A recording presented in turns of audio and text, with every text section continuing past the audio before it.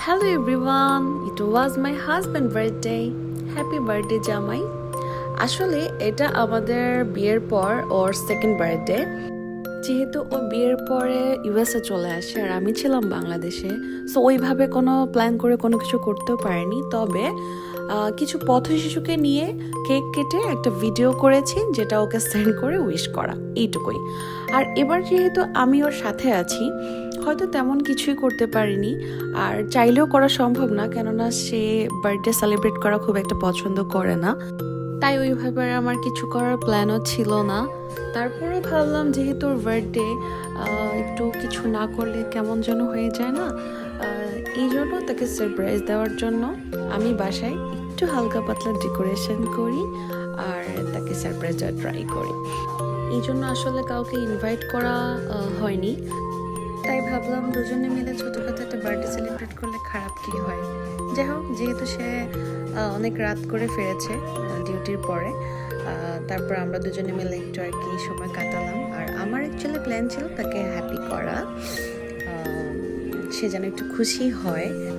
আর যেহেতু আমার জামার বার্থডে, সো আমি বেশি এক্সাইটেড থাকবো, এটাই স্বাভাবিক। আই হোপ সে অনেক পছন্দ করেছে অ্যান্ড সারপ্রাইজড হয়েছে অনেক বেশি।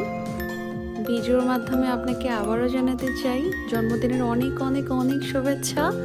অনেক ভালো থাকো লাইফে, অনেক হ্যাপি থাকো, সবসময় হাসি খুশি থাকবা, মন খারাপ একদমই করবা না, ওকে?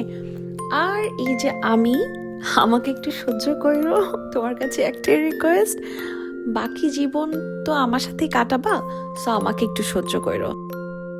অনেক অনেক অনেক ভালোবাসি আপনাকে জামাই।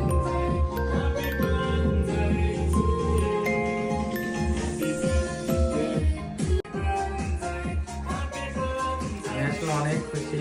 আমি কল্পনাও করতে পারি না আমার বউ আমার জন্য এত কিছু করে ফেলছে। বানায় বলতেছো?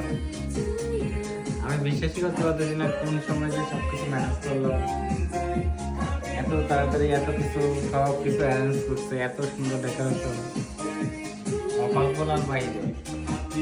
বানায় বলতেছো না মন থেকে বলতেছো? সত্যি মন থেকে বলতেছি।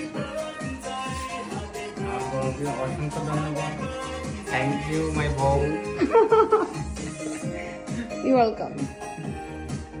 Love you. Love you too.